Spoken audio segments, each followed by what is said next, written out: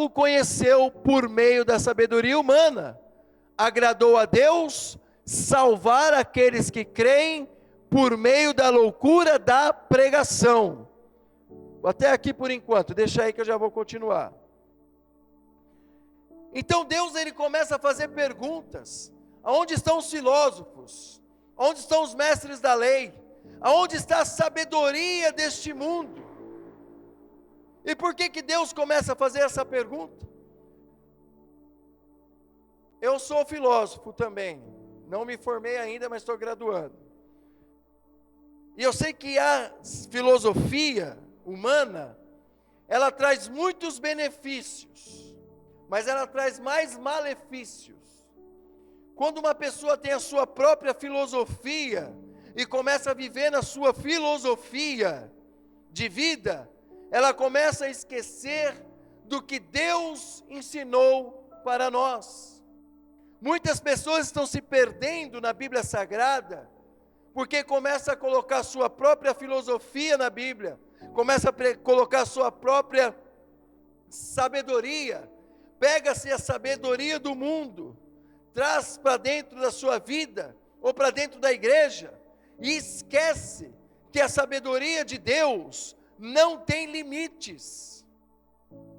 A sabedoria de Deus, a inteligência de Deus, ela é atemporal, ela é acultural. Não importa o país que você esteja, não importa a era que você está, ou aquele que viveu, ou aquele que vai viver, a palavra de Deus, ela é imutável, ela não muda.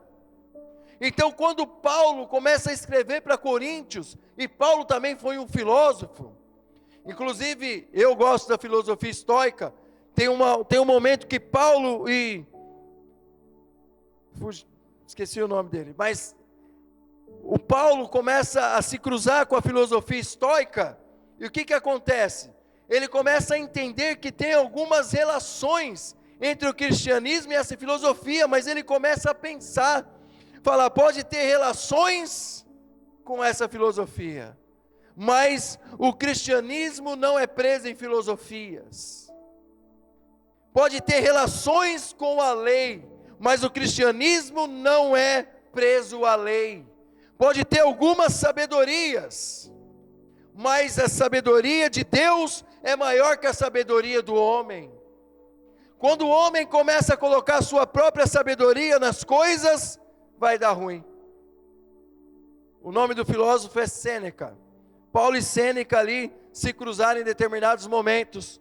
Inclusive Paulo até, às vezes ele até dá alguns pontos dessa filosofia, mas ele fala que tudo que ele aprendeu lá no passado aos pés de Gamaliel, por exemplo, tudo que ele aprendeu, porque ele era o mestre da lei, tudo que ele aprendeu ali na filosofia, na lei, ele fala que é como esterco, perto do que Deus mostrou para ele, é como esterco. O esterco, na verdade, serve para adubar, para dar um crescimento. Então, quando nós aprendemos alguma coisa, nós podemos aprender sim, só que quem vai dar aquele cerne do ser humano, aquele que ele precisa, é a palavra de Deus. Por isso que ele fala, a sabedoria de Deus, o mundo não conheceu por meio da sabedoria humana. Não tem como uma pessoa sábia ir pregar e a pessoa conhecer Deus. Não existe, não tem como. Eu posso ir com a minha psicologia, eu posso ir com a minha filosofia, eu posso ir com a análise do comportamento, eu posso atingir alguns pontos do ser humano, mas a conversão e o Espírito Santo vem através da palavra de Deus. Quem está entendendo? Então as pessoas procuram, por isso que o ser humano está cada vez mais perdido, porque eles preferem crer no universo, que é um monte de pedra gelada lá em cima, do que num Deus vivo. E é por isso que está hoje, muitas pessoas perdidas, dentro de si mesmo. O ser humano quer conhecer várias coisas, inteligência artificial, quer chegar na Lua, quer atingir Marte, mas não conhece a si mesmo. Se eu perguntar para muitas pessoas aqui ou lá fora, quem é você? A pessoa não sabe se expressar. A pessoa vai falar, eu sou um professor, né? Eu sou pai de 4 filhos, eu Mas e amanhã, quando você não for mais professor, acabou você? Hã? Se você perguntar para um jovem, não, eu sou um jogador de futebol, aí para 40 anos não é mais jogador de futebol, então acabou aquela pessoa? Aonde eu quero chegar? Que a verdadeira pessoa que conhece Cristo, ela sabe a identidade dela. E sabe qual é a identidade? Quem é você? Eu sou filho do Deus Altíssimo, criado pela mão do Salvador. Ela sabe quem é o caráter dela, ela sabe qual é a característica dela, ela sabe que ela tem medo, receios, ela sabe de tudo isso. Ela sabe que ela é pecadora, que ela precisa melhorar, ela sabe que ela precisa do Senhor Jesus Cristo todos os dias, mas ela sabe que é filha do Deus Altíssimo. E isso não vai mudar. Pode passar vir era, eu posso mudar de profissão, posso ter mais um filho, posso não estar mais no altar pastoreando, vou continuar sendo filho de Deus. Isso traz o escândalo da cruz, porque as pessoas querem os méritos, querem mostrar os diplomas, querem mostrar quem é, que é super poderoso, mas na verdade não carece e não tem o que o mundo que ela precisa. Ela quer atenção, e quanto mais atenção ela tem, mais ela vai querer, e vai se afundar num abismo bem grande dentro dela, num vazio jogado, porque não foi até a cruz falar, eu preciso de um Salvador. Todos nós precisamos de um Salvador. E por que a cruz é um escândalo? Porque as pessoas não querem se desviar, se desligar daquilo que ela é, não querem jogar as patentes no chão, assim como foi Naamã, não querem tirar a armadura e mostrar que é leproso. As pessoas querem méritos, querem estar na rede social, as pessoas querem sentarem num banco confortável na área VIP e mostrar que é importante. Mas a cruz, quando a gente vai até a cruz, a gente tem que ir na maior humildade, e a gente entende que nós somos servos, a gente entende que nós temos que servir, abraçar o descamisado lá fora, abraçar o mendigo, o bêbado que vem, o drogado e o orgulhoso também que acha que é muito rico, e mostrar para ele, você não é nada, você precisa de um Salvador. Quem está entendendo? A palavra é dura, mas é a palavra da cruz. Vamos continuar aqui. Os judeus pedem sinais milagrosos, e os gregos procuram sabedoria.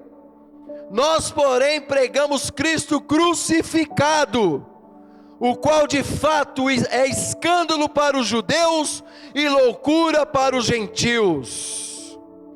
Então os gregos, com toda a filosofia, queria sabedoria. Não, para nós entendermos Deus, nós precisamos da sabedoria. E os judeus? E nós, gentios? Eles querem algo milagroso, pessoas para vir para a igreja. Escute isso. Pessoas para vir para a igreja, fala com Deus, se você não me der um sinal, eu não vou. Está frito, meu amigo. Você que tem que ir até Deus. Muitas vezes nós falamos, você quer aceitar Jesus, mas na verdade é Ele que nos aceita. Nós falamos para o bordão, na verdade. Por que nós falamos? Porque a Bíblia fala, se você confessar aos homens, em público, eu também confessarei você ao Pai. Por isso que nós falamos, na verdade, nós carecemos de um Salvador. E as pessoas querem milagres para servir Jesus. Foram 10 leprosos, Jesus curou os 10, mas só um voltou. Sabe, quer dizer que milagre não prende ninguém na igreja. Sabe o que faz a pessoa ficar na igreja? Quando ela tem uma palavra de verdade e penetra no coração. Se você não conhecer Jesus de verdade, se você não abrir mão do seu eu, se você não for até a cruz e falar, eu sou miserável, preciso do Salvador Jesus, você não vai ficar na igreja. Vai vir em qualquer onda, vai te bater para lá, para cá, e você vai numa igreja, vai na outra, nada vai suprir o seu vazio e a sua carência. Vou falar bem claro, a igreja faz de tudo para trazer as pessoas, faz esporte, faz dança, faz tudo, para evangelizar, para trazer, e realmente não está errado, mas quem vai libertar, quem vai deixar a pessoa sentada aí, ou fazendo a obra, buscando a Deus, é a palavra de Deus penetrada no coração. E eu vou te falar, o coração é a terra fértil que Jesus falou. A possibilidade da palavra penetrar numa pessoa é muito pequena, porque Jesus falou de várias coisas, o espinho, a terra rasa, falou dos pedregulhos, mas só uma palavra penetra e cria raiz. E é por isso que nós temos que buscar a Deus todos os dias, orar no nosso quarto. Mateus 6,6, entre no seu quarto em secreto, busque a Deus, que Ele vai te recompensar publicamente. Vamos continuar. 24. Eu falei até o 31, né? Mas para os que foram chamados, tanto judeus como gregos, Cristo é o poder de Deus e a sabedoria de Deus.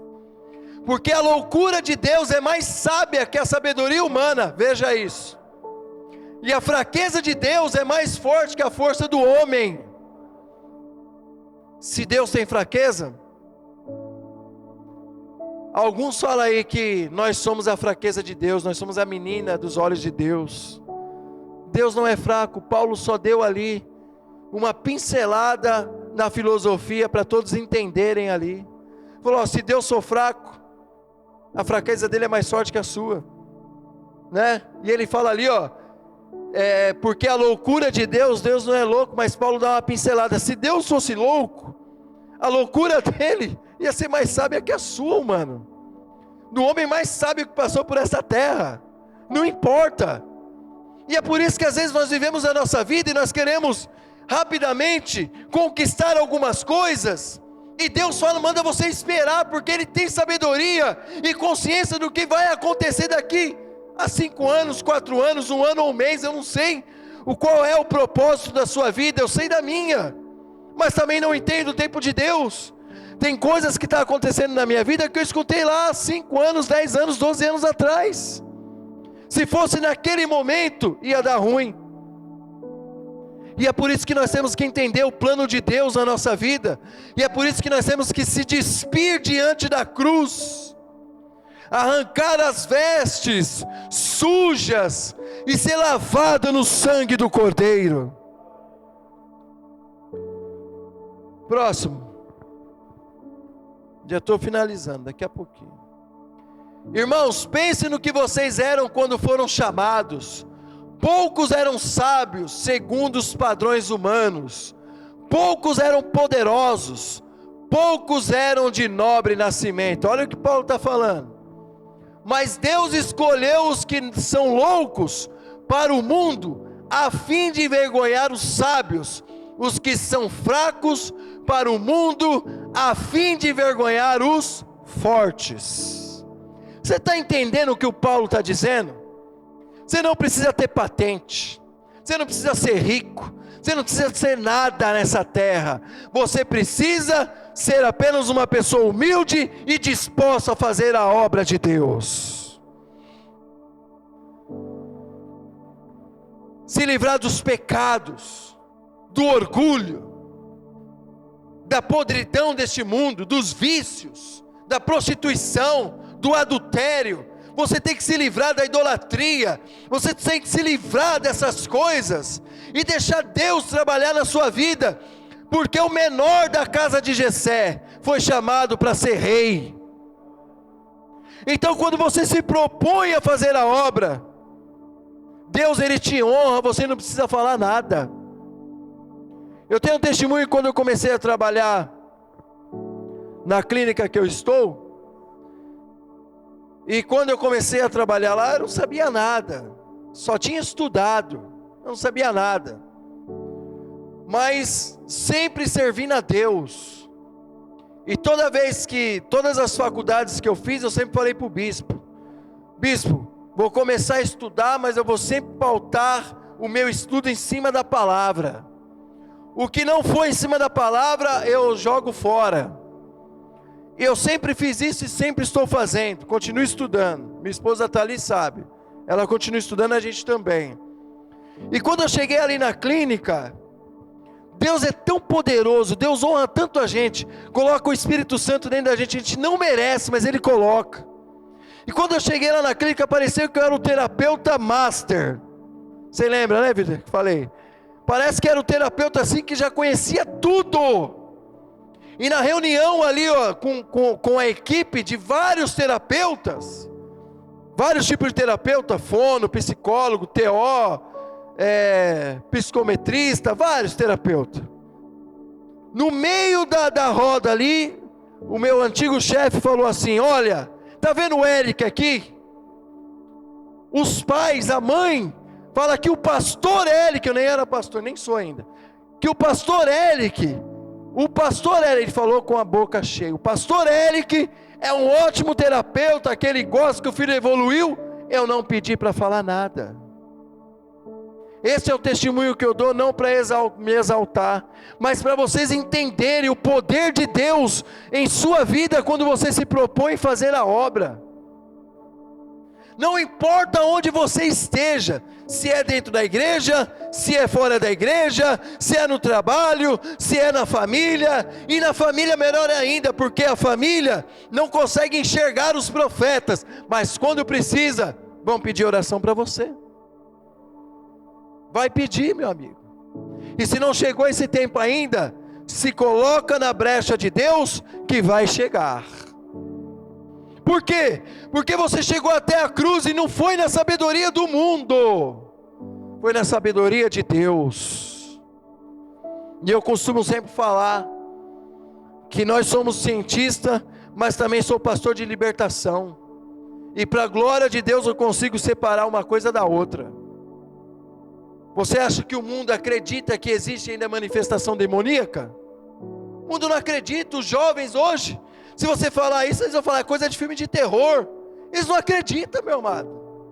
Por quê? Porque ainda não chegaram até a cruz e não está sendo pregada a cruz para eles. Tem um monte de gente andando demoniada na rua. Um monte. E as pessoas não conseguem discernir o que é o espírito mau e o que é uma doença. Por quê? Porque não é mais pregado. Satanás está maquiando uma coisa tão maquiavélica que as pessoas não acreditam mais. Essa é a coisa da Universal. Vai nessa. Vai nessa. Pessoas estão andando endemoniadas. Endemoniadas as pessoas estão andando. Presta bem atenção. Se você quiser ter sucesso na sua vida, a partir de hoje, se você ainda não fez, vai até a cruz de Cristo e larga todos os fardos naquela cruz. Todos os traumas de infância, tudo que você perdeu, tudo que abusaram de você, eu não sei como é que foi sua vida, as percas, vai até a cruz e fala: seja feita a sua vontade. Tem pessoas que estão com a vida amarrada, porque não conseguem tirar o fardo das costas, não consegue se escandalizar, olhando para aquele Jesus, que foi maltratado por você, por mim, levando chibatadas, e a gente prefere ser o ladrão da cruz, que falou: desça dessa cruz e salva-te a ti mesmo. Você não é rei, você não é Deus, em vez de ser o ladrão da cruz, que falou assim: Senhor, perdoa os meus pecados. Nós queremos ser juiz. Isso dói no coração de Deus. Nós temos que entender que a palavra ela tem que ser pregada. Nós temos que entender que a palavra tem que penetrar no nosso coração. E quando vier aquela bandeja de Satanás para você, você vai olhar e vai falar: obrigado, eu não preciso disso. Alguns sabem aqui que eu já fui viciado em cocaína, lá no meu passado. Hoje pode colocar um caminhão de cocaína aí que eu assopro, pessoal. porque eu sou livre pela cruz.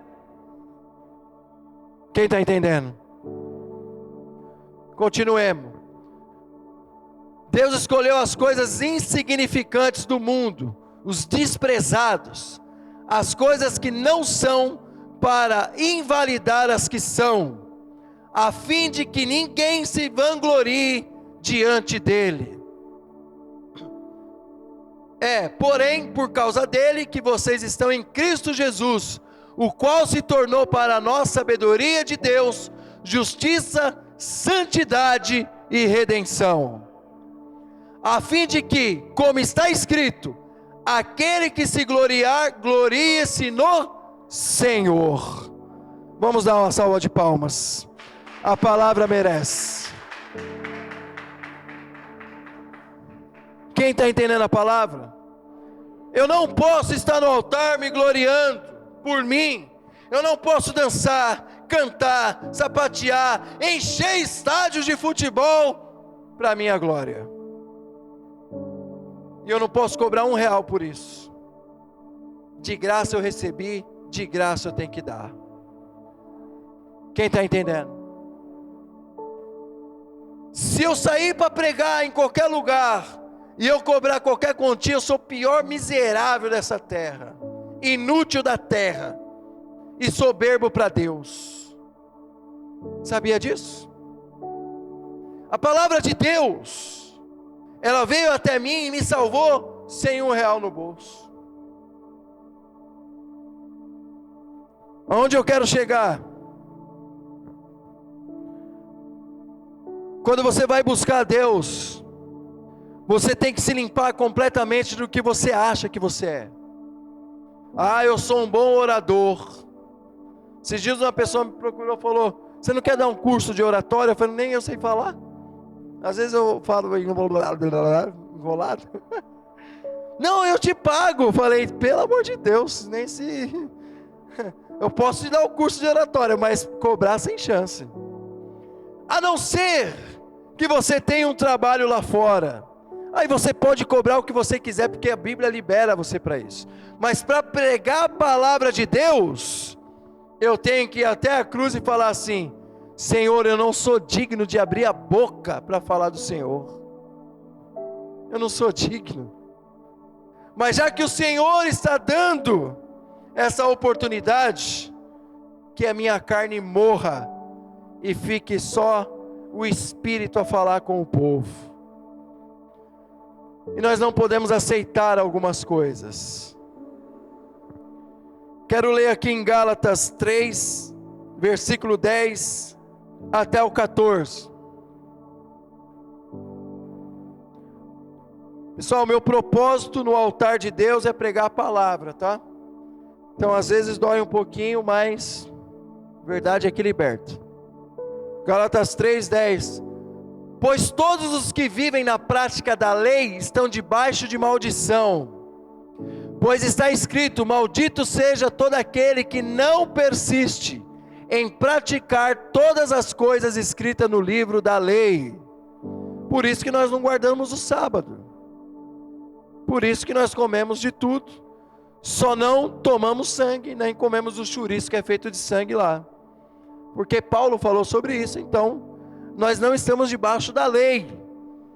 E se você vive debaixo da lei, sai dessa, meu irmão. É evidente que diante de Deus ninguém é justificado pela lei, pois o justo viverá pela fé. Como é que Abraão foi salvo? Pela fé. E a Bíblia fala que você tem que ter fé em Jesus Cristo, fé que Ele é o Filho de Deus, que morreu e foi crucificado, ressuscitou naquele último dia para nos salvar. E é por isso que você é salvo, através da sua fé em Jesus Cristo. Por isso que a blasfêmia contra o Espírito Santo, que Ele convence do pecado, do juízo e da justiça. Do pecado, por quê? Porque não crer no Filho de Deus. Isso é uma blasfêmia contra o Espírito Santo. Ele está batendo aí no seu coração, Ele está falando com você, o Espírito Santo está falando contigo, e sabe o que está acontecendo? Você não está dando voz para o Espírito Santo. Isso é uma blasfêmia. As pessoas querem maquiar a blasfêmia contra o Espírito Santo. Essa é uma blasfêmia, porque ele está falando e você não está dando ouvido. A lei não se baseia na fé, mas o homem que praticar essas coisas viverá por meio delas. Então, quando nós chegamos até a cruz, eu esqueço toda a lei e vou viver pela fé que Jesus Cristo é o meu Salvador. Pela fé, presta bem atenção. Tem pessoas que vêm para a igreja forçado, por convite de um amigo, e na emoção, levanta a mão e aceita Jesus, na emoção. Porque depois sai da igreja, nunca mais volta, está bebendo, está fumando, está se prostituindo, está fazendo o que o diabo gosta. Não aceitou Jesus de verdade. Porque a pessoa que vem pela fé, o Espírito Santo tocou nela, ela estende as mãos, eu aceito Jesus como meu único e suficiente Salvador da minha alma, escreve meu nome no livro da vida, ela aceitou Jesus. Ali tem que ter uma transformação na vida dela. Imediatamente o Espírito Santo vai falar, vai se batizar, meu filho. Quando ela receber o convite, ela vai falar, mas será que eu vou me batizar? Mas ainda estou fazendo coisa errada. Não aceitou Jesus. Não aceitou. Porque quando aceita de verdade, ela já vai dar os primeiros passos. Aceitei Jesus, não. O que é para me fazer por Jesus? Me batizar, então vou me batizar. O que é para mim fazer por Jesus? É para fazer a obra, então eu vou fazer a obra. É assim que a Bíblia ensina. É assim que a cruz ensina. Próximo. Cristo nos redimiu da maldição da lei, quando se tornou maldição no nosso lugar. Pois está escrito, presta atenção: maldito todo aquele que for pendurado aonde? Na cruz. Era para mim estar na cruz. Era para você estar na cruz. Jesus se fez maldito por causa dos nossos pecados. E é por isso que o mundo não entende a cruz. Esses dias no Rio Grande do Sul estavam gritando: tira Jesus da cruz, tira Jesus da cruz. E essas pregaçãozinhas que tem por aí, passando a mão na cabeça, estão tirando Jesus da cruz. E se Jesus não estiver na cruz, o meu pecado e o seu pecado não é perdoado. É na cruz que os pecados são perdoados. É lá na cruz. Porque Ele foi no meu lugar. Foi no seu lugar. Então é lá na cruz que os pecados são perdoados. Não se esqueça disso. Se eu tirar o Jesus da cruz, não estou falando para você usar um crucifixo com Jesus pendurado não, tá? Estou falando para você entender que Jesus foi crucificado. Quando Ele ressuscita, é para um homem entrar no céu. Aí eu e você temos passagem para o céu. Amém? Então é um pacote de coisas, que quando eu chego até a cruz, eu tenho que me despir e falar: pobre homem miserável que eu sou, era para mim estar ali, e o inocente sem pecado foi no meu lugar. Sem pecado algum no mundo, Ele foi no meu lugar.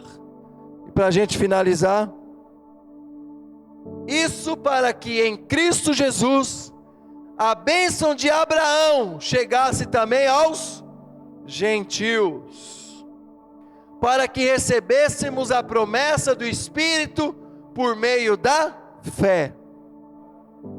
Por que eu não posso lá no livro de Abraão ficar pregando Abraão? Vai ser como as estrelas do céu. Tem um pastor que fala que ele é estrela, né? Porque tem essa passagem. Não, eu sou estrela. Porque tem essa passagem lá que fala que a gente é estrela. A areia do mar e a descendência de Abraão vai ser numerosas. Mas essa promessa só se cumpriu quando chegou nessa parte aqui. Jesus prometeu lá, 4.000 anos atrás de Cristo nascer. Mas a promessa só se cumpriu na cruz do Calvário. Aonde? Eu e você que somos gentios, gregos, judeus, não importa a raça, credo, religião, aquele que chegar diante de Cristo na cruz e falar: eu preciso de um Redentor. Assim como Jó falou 1700 anos atrás de Cristo nascer, nem sabia quem era o Messias, falou: eu sei que o meu Redentor vive. Então Deus queria falar mais sobre o escândalo da cruz, que tem assunto aqui até Jesus voltar. Mas que eu quero dizer para você hoje, que se você ainda tem coisas atrapalhando a sua vida com Cristo, vai até a cruz hoje. Sabe o seu quarto? Se você não tem muita privacidade, tenta arrumar um horário de privacidade. Ajoelhe ali na sua cama. Imagine a cruz de Cristo na sua frente, Ele ali crucificado. Fala: Senhor, eu quero me entregar.